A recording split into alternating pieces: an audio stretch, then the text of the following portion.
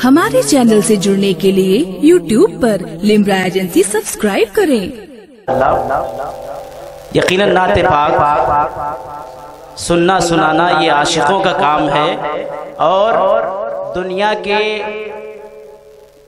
गाने गाओगे, दुनिया की मदह खानी करोगे, जलीलो खार होगे, नबी की नात पढ़ोगे, साहिबे अज़मत व वक़ार बन जाओगे। हुज़ूर ने एक कलाम कहा था, उसके अशआर याद आ गए कि मिली है कल्ब को राहत नबी नबी कहकर। जिसको नबी नबी कहकर राहत मिलती हो वही बोलेगा।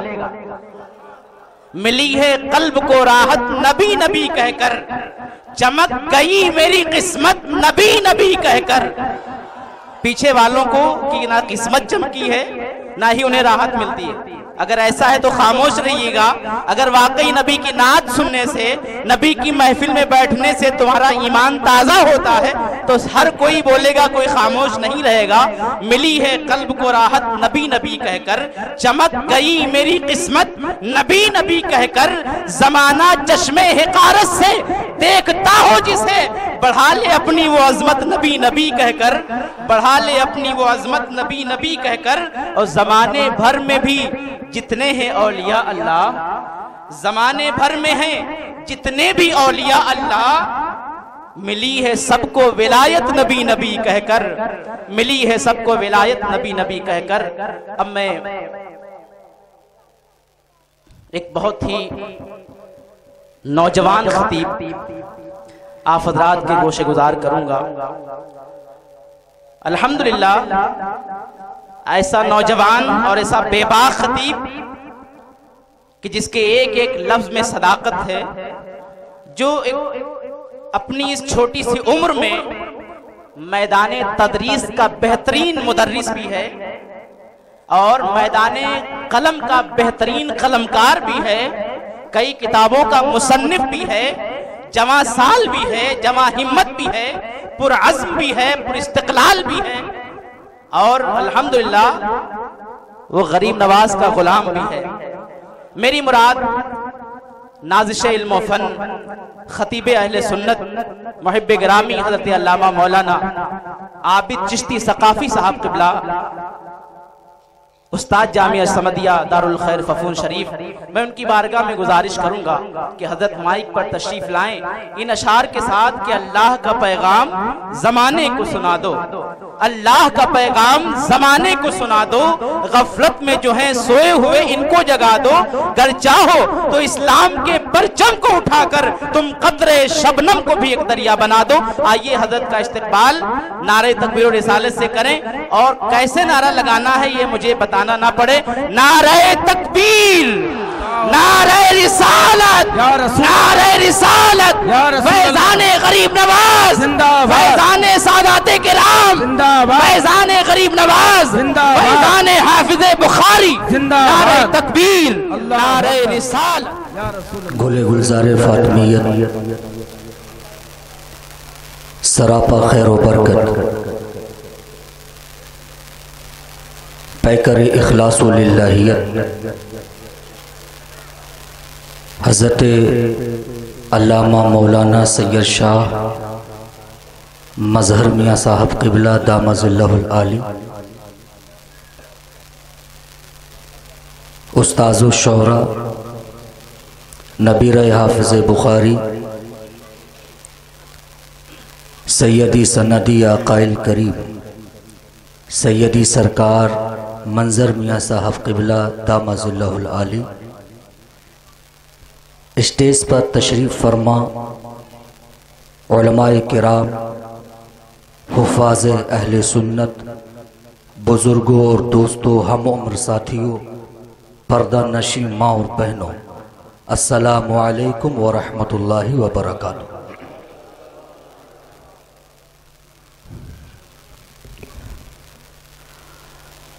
अल्हम्दुलिल्लाह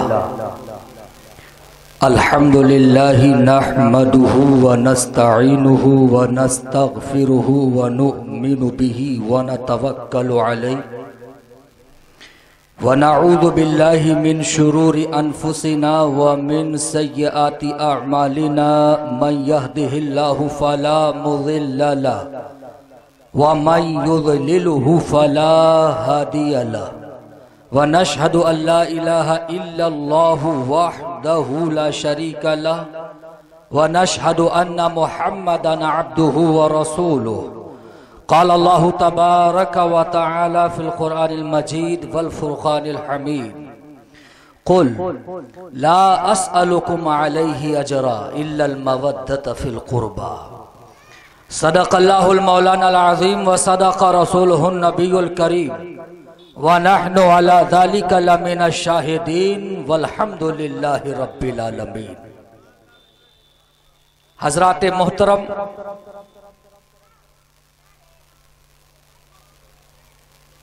इससे पहले कि हम तिलावत करदा आयत करीमा की रोशनी में अपनी गुफ्तगू को आगे बढ़ाएं, आइए इंतहाई अकीदत और मोहब्बत के साथ अपने आका व मौला दोनों आलम के मालिक व मुख्तार हबीब परवरदिगार अरवाहुना फिदा जनाबे मोहम्मदुर रसूलुल्लाह सल्लल्लाहु अलैहि वसल्लम की बारगाह बेकसपनाह में अपनी अकीदतों और मोहब्बतों का खिराज हो सके तो हुजूर कल्ब के साथ पेश करें। बुलंद आवाज से पढ़ें, अल्लाहुम्मा सल्ली अला सय्यदिना व शफीअना व मौलाना मुहम्मद व बारिक व सल्लिम अलैहि सलातन व सलामन अलैका या रसूल अल्लाह। हज़रात मोहतरम, ये हमारे और आप दोनों के लिए इंतहाई सादत मंदी और किस्मत की बात है कि अल्लाह और उसके रसूल के फजलो करम से आज हमारी इस बस्ती में सादाते किराम का गुजर हो रहा है और आप जलसे में तशरीफ लाए, ये आपकी खुशनसीबी। वरना आपको मालूम है कि जलसा करवाने वालों ने बड़े बड़े इश्तिहार भी छपवाए हैं कि फला तारीख में जलसा होगा। इमामों से भी कह रखा है, अपनी अपनी मस्जिदों में ऐलान कर देना फला तारीख में जलसा है, सादाते फफून शरीफ तशरीफ लाने वाले हैं। हमारे गांव के बूढ़े बुजुर्गों ने अपने मिलने वालों से जरूर कहा होगा कि सुनो, फला तारीख में हमारे गांव में जलसा है, अगर वक्त निकाल सको तो निकाल लेना, चले आना, तुम्हारी भी किस्मत चमक जाएगी, हमारी भी किस्मत चमकेगी। यानी हर तरफ से ऐलान हुआ होगा, हर तरीके से इसका इश्तिहार किया गया होगा। मगर याद रखो, जानने वाले जहां जहां ऐलान पहुंचा वो सारे लोग हाजिर नहीं हुए हैं, सारे लोग कभी हाजिर होते भी नहीं हैं। कुछ लोग अभी भी वो होंगे जो अपने घरों में होंगे, जो अपनी दुकानों पर बैठे होंगे, वहीं से सुन रहे होंगे। आखिर ऐसा होता क्यों है? कुछ लोग आ जाते हैं, कुछ नहीं आते हैं। मगर जो नहीं आते हैं वो अपने दिल में ये ख्याल करते हैं इन जलसों में जाना या ना जाना ये हमारी अपनी मर्जी की बात है। हम चाहेंगे तो जाएंगे, नहीं चाहेंगे तो नहीं जाएंगे। मैं उन तमाम लोगों से कहना चाहता हूं, तुम आओ या ना आओ, मगर एक बात अपने जहन में रख लेना, जलसे में आना ये इंसान की अपनी मर्जी पर नहीं होता है। जलसे में वही आता है जिसे मुस्तफा बुलाते हैं। हर कोई जलसों में नहीं आता है और हर किसी की किस्मत में ये सआदतें अर्श आज़म पे नहीं लिखी जाती हैं। हम और आप बड़े खुश नसीब हैं। सादाते किराम को अगर समझना है तो आओ मैं तुम्हें तारीख के उस मोड़ पर ले चलूं जहां मेरे नबी की विलादत हो रही है। आका अलैहिस्सलाम दुनिया में तशरीफ ला रहे हैं और जब मेरे नबी की पैदाइश हुई, उलमा कहते हैं अल्लाह के प्यारे पैगंबर की जबान पर जानते हो क्या जारी था? रब्बे हबली उम्मती, रब्बे हबली उम्मती। ऐ रब मेरी उम्मत को मुझे बख्श दे, ऐ रब मेरी उम्मत को मुझे दे दे। अल्लाह के प्यारे पैगंबर पैदा हुए, उलमा ने बताया मेरे पैगंबर की जबान पर एक कलमा था, मौला मेरी उम्मत को बख्श दे। आका बड़े हुए, जवान हुए, इस्लाम की दावत और तबलीग कर रहे हैं, और जब जवानी का आलम है हजरत जिब्राइल नाजिल होते हैं, अर्ज करते हैं या रसूल अल्लाह, खुदा ने सलाम भेजा है और एक पैगाम भेजा है। इरशाद फरमाया क्या पैगाम है? अर्ज करते हैं या रसूल अल्लाह, अल्लाह ने कहा है मेरे महबूब से कह दो कि एक रूल्स, एक कायदा बता दो कि हजरत आदम से लेकर हजरत ईसा तक जितनी उम्मतें हुई हैं उन उम्मतों का कायदा और कानून यह है कि जो उम्मत नेक काम करेगी उसे जन्नत में डाला जाएगा और जो बुरे काम करेगी उसे जहन्नम में डाला जाएगा। हजरत आदम की उम्मत में जो नेक काम करेंगे उन्हें जन्नत मिलेगी, जो बुरे काम करेंगे उन्हें जहन्नम मिलेगी। हजरत मूसा की उम्मत का भी यही कानून है, हजरत ईसा की उम्मत का भी यही कानून है।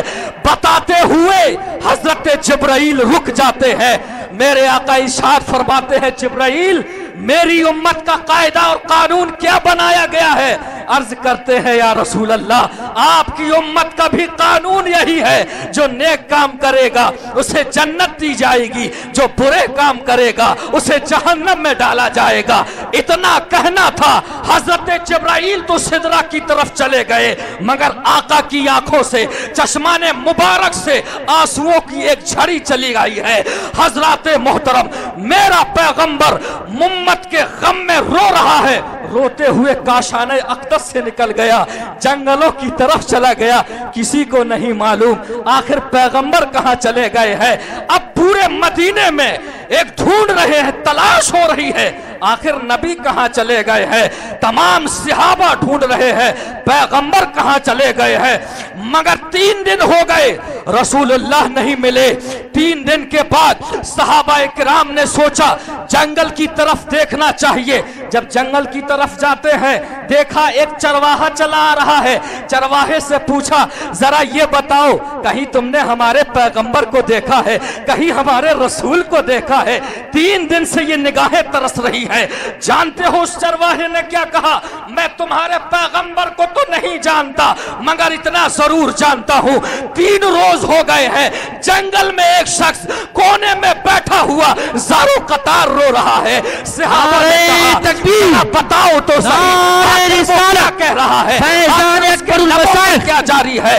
हजरत मोहतरम, चरवाहा कहता है, सुनो सुनो, 3 दिन से मैं एक ही बात सुन रहा हूं, सर सजदे में रखा हुआ है और एक ही बात कहता है, रब्बे हबली उम्मती, रब्बे हबली उम्मती, ऐ रब मेरी उम्मत को बख्श दे। पूरी जिंदगी आका अलैहिस्सलाम उम्मत के लिए रोते रहे। नारे तकबीर, नारे रिसालत, फैजान अकबरुल मशाइख, फैजान हाफिज बुखारी, ख्वाजा का हिंदुस्तान, नारे तकबीर, नारे रिसालत। पूरी जिंदगी मेरा पैगंबर इस उम्मत के लिए रोता रहा और जब आखिरी वक्त आया, मेरे नबी की रूह को कब्ज कर लिया गया। सहाबा ने गुस्ल दिया और देने के बाद जब कब्र अनवर में लिटा दिया, हजरत कुसुम फरमाते हैं, मैंने जब कब्र में झांक कर देखा, रसूलुल्लाह के होठ हिल रहे थे। मैंने सोचा इस आखिरी वक्त में मेरा पैगंबर कौन सी आयत पढ़ रहा है, आखिर कौन सा कुरान पढ़ रहा है। कहते हैं मैं कब्र में दोबारा उतरा, मैंने अपने कानों को रसूलुल्लाह के होठों से करीब कर दिया तो मैंने कोई आयत नहीं सुनी, न कोई हदीस सुनी। उस वक्त आका की जबान पर एक ही बात थी, रब्बे हबली उम्मती, नारे तकबीर, ऐ रब नारे रिसालत, ऐ रब मेरी उम्मत को बख्श दे। मेरा रसूल उम्मत के लिए बहुत रोया है, मेरे पैगंबर ने इस उम्मत पर बड़े एहसान किए हैं। हमने अपने रसूल की बारगाह में अर्ज किया, या रसूल अल्लाह, आपके बड़े एहसान है हम गुनहगारों पर, अब जरा ये बता दीजिए हम आपके लिए क्या कर सकते हैं, हम कैसे आपके इन एहसानों का बदला चुका सकते हैं? तो जानते हो जवाब क्या मिलता है? जवाब मिलता है, ऐ लोगों सुनो, अगर मेरे एहसान का बदला चुकाना चाहते हो तो सिर्फ इतना कर लेना, कयामत तक मेरी औलाद से मोहब्बत कर लेना। नारे तकबीर, नारे रिसालत, सरकार की आमद, फैजान हाफिज बुखारी, फैजान अकबरुल मशाइख, नारे हैदरी, नारे हैदरी, नारे हैदरी, औलादे रसूल, नारे तकबीर। सुभान अल्लाह, सुभान अल्लाह। कुल ला असलुकुम अलैहि अजरा इल्लल मवद्दत फिल कुर्बा। कयामत तक मेरे हुसैन की आल से मोहब्बत करते रहना, यही मेरे एहसानों का बदला होगा। और यह मोहब्बत अगर तुम करोगे तो रसूल को इसका फायदा नहीं मिलेगा, और इस मोहब्बत का फायदा कयामत के दिन हमें ही मिलेगा। और अगर दुनिया में देखना है कि इस मोहब्बत का फायदा क्या होता है तो सुनो, किसी और की बारगाह में मत चलो, आओ मैं तुम्हें जुनैद बगदादी की बारगाह में ले चलता हूं। जुनैद बगदादी अपने वक्त का मशहूर पहलवान, पूरी ममलकत में उसके जैसा कोई पहलवान नहीं। दांव पेच इतने मजबूत और जिस्म इतना गठीला कि जब वो घेरे में उतरकर किसी को आवाज देते हैं, है कोई जो जुनैद से लड़ सके? पूरी ममलकत और सल्तनत में कोई जुनैद से हाथ मिलाने वाला नहीं होता है, अकेले चले आते हैं। इतने मशहूर पहलवान, बादशाह भी नाज करता था, मेरे सल्तनत में जुनैद जैसा पहलवान मौजूद है। जंगल हो रहा है, हजरत जुनैद बगदादी दंगल में आवाज लगा रहे हैं, कोई जो जुनैद से मुकाबला करे। सन्नाटा तारी है, चारों तरफ से किसी पहलवान की आवाज नहीं आ रही है, मगर मजमे से चीरता हुआ एक लागर, पतला दुबला एक नौजवान आगे बढ़ता है, कहता है जुनैद बगदादी, कोई तुमसे हाथ मिलाए ना मिलाए, मैं तुमसे मुकाबला करने के लिए तैयार हूं। हजरत जुनैद बगदादी ने ऊपर से नीचे तक देखा, कहा ये नौजवान तो बड़ा अजीब मालूम होता है, ये तो सादा नौजवान है, मुझसे पहलवान आने लड़ने के लिए तैयार नहीं होते हैं, इसकी मजाल कैसे हुई? कहा तो सुनो, बादशाह ने जब उस नौजवान को देखा, कहा दिलचस्प मुकाबला होगा, इसलिए कि हो सकता है इस नौजवान के पास ऐसे दांव पेच हो जिसकी वजह से इसने इतना बड़ा दावा कर दिया है। कहा दिन और तारीख का ऐलान कर दिया जाए। दिन का ऐलान हो गया, तारीख का ऐलान हो गया, और उसके बाद दोनों अलग हो गए। वो दिन आया, वो तारीख आई, सारी सल्तनत का मजमा जमा है, इसलिए कि मुकाबला बड़ा दिलचस्प होने वाला है। हजरत जुनैद बगदादी पूरे तेवर में और पहलवाना शान और शौकत के साथ पहले से मौजूद है, चारों तरफ नजर दौड़ा रहे हैं, वो नौजवान नहीं दिख रहा है। किसी ने आकर कानों में कहा, जुनैद हो सकता है वो अपने मजाक उसने किया हो सकता है वो पागल हो, इसलिए कि जब कोई पहलवान तुमसे हाथ नहीं मिलाता है, ये छोटा सा नौजवान आपसे कैसे मुकाबला कर सकता है?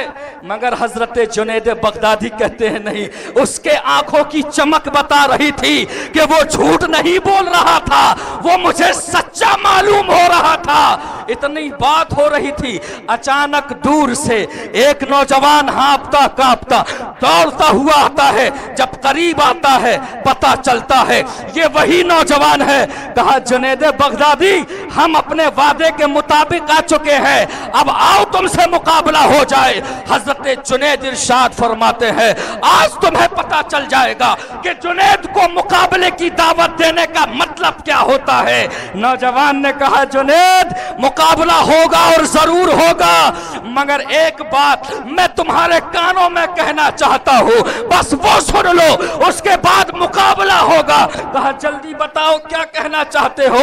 नौजवान ने कान पकड़ा, जुनैद बगदादी से कहता है, सुनो, तुम्हारे सामने कोई और नहीं खड़ा है, अली का लाडला खड़ा हुआ है, तुम्हारे सामने फातिमा ज़ोहरा का लाडला खड़ा हुआ है, एहतियात रखना। जुनैद बगदादी सुनो, हमारा काफिला लुटा हुआ है, रुका हुआ है, कई रोज से भूखा है, खाने को कुछ नहीं है, सोचा तुमसे मुकाबला हो जाएगा, मैं जीत जाऊंगा तो मुझे पैसा मिल जाएगा और जाकर सादात किराम को खिला दूंगा। इसलिए जुनैद, आज तुझे हारना ही हारना है, जीतना नहीं है, और ये हारना किसी और के लिए नहीं होगा, ये हारना तो मुस्तफा के लिए होगा, ये हारना तो अली के लिए होगा। अब हजरत जुनैद बगदादी तो सोच में पड़ गए, एक तरफ अक्ल खड़ी खड़ी है, दूसरी तरफ इश्क खड़ा हुआ है। अक्ल कहती है जुनैद ये क्या करने जा रहे हो, अगर तुम हार गए पूरी सल्तनत में तुम्हारी नाक कट जाएगी। और इश्क कह रहा है अरे जुनैद ये क्यों देखते हो कि हार रहे हो, अरे ये देखो किसके लिए हार रहे हो, किस नबी के लिए हार रहे हो।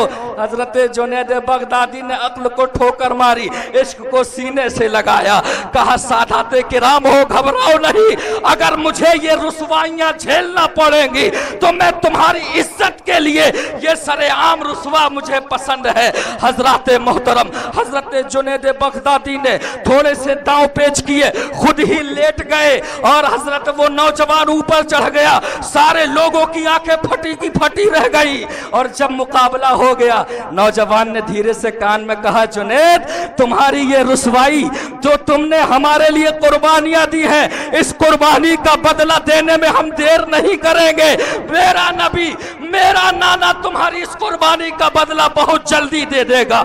हजरत जुनैद बगदादी अपने सर को झुकाए हुए चले जा रहे हैं। जिस रास्ते से गुजरते हैं लोग उन्हें पत्थर मार रहे हैं, थूक रहे हैं, जुनैद तुमने ममलकत की नाक नीची करवा दी है। मगर हजरत जुनैद आंखों में आंसू जारी है। घर पहुंचते हैं, थोड़ा सा खाना खा लिया और लेट गए। रात का सन्नाटा है, अचानक कानों में आवाज आती है।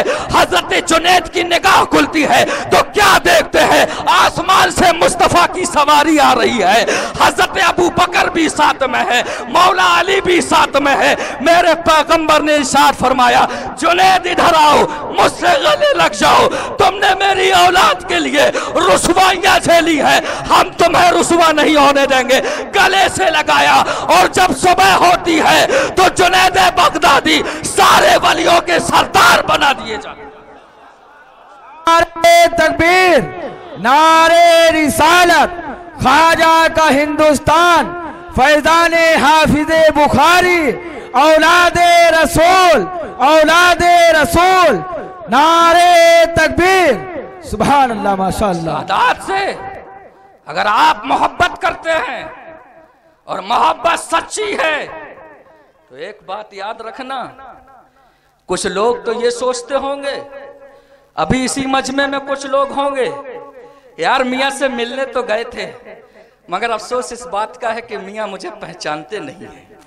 हुजूर कभी कभी तशरीफ लाते हैं, मिलने तो मैं भी गया था, मैंने भी दस्तबोसी की थी, मगर क्या करूं हुजूर मुझे पहचानते नहीं, पता नहीं करम हो कि ना हो, निगाहे करम पड़े कि ना पड़े।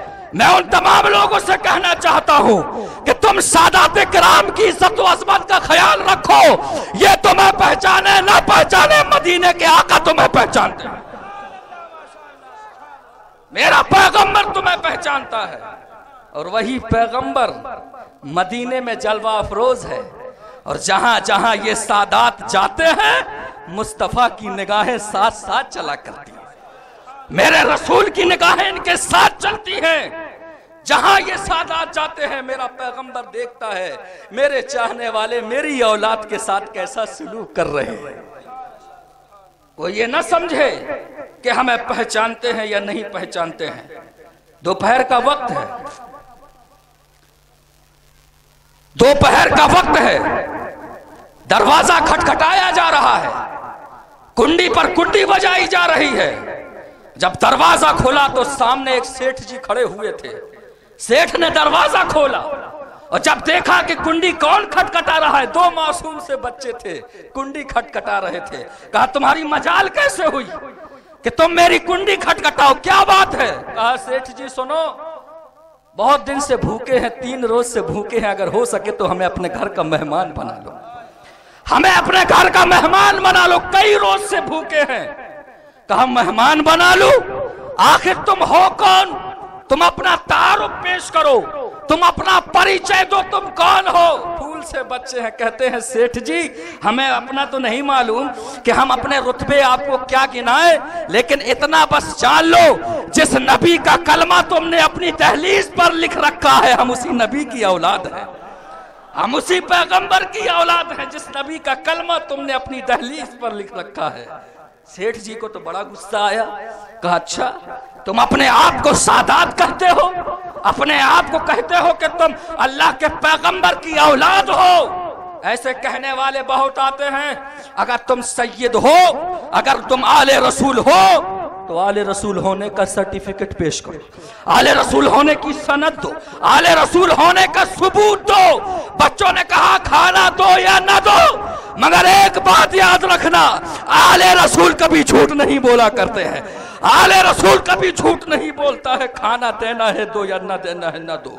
दरवाजा बंद कर लिया, कहा निकल जाओ, मेरी दहलीज से उतर जाओ, तुम्हारे लिए मेरे घर के दरवाजे नहीं। बच्चे वहां रोते और बिलखते हुए, आंखों से आंसू जारी है और दिल में ख्याल ही आ रहा है कि वो पैगंबर जिसके दस्तरखान पर सारी कायनात खाती है, आज उसी के नवासों को भगाया जा रहा है, आज उसी के नवासों को घर से निकाला जा रहा है और सबूत मांगा जा रहा है कि तुम सैयद हो कि नहीं हो।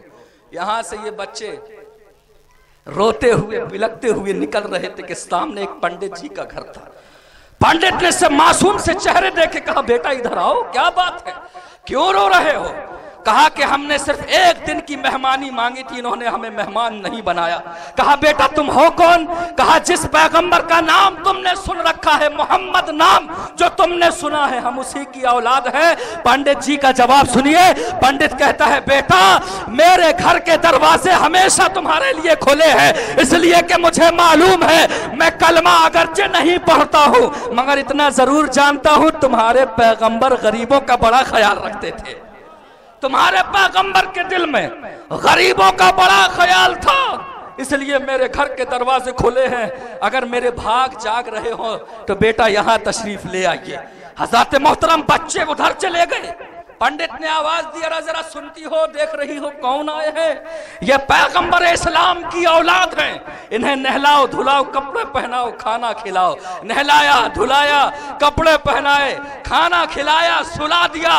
रात का सन्नाटा है। अचानक सेठ ने ख्वाब देखा, कयामत का समय है, हर उम्मती जन्नत के लिए परेशान है, मेरा पैगंबर जन्नत के दरवाजे पर खड़ा हुआ है और एक उम्मती आता है, अर्ज करता है हुजूर मैं आपका गुलाम हूँ। नबी इरशाद फरमाते हैं जा जन्नत में दाखिल हो जा। दूसरा गुलाम आता है, हुजूर मैं आपका गुलाम हूँ, कहा जन्नत में दाखिल हो जा।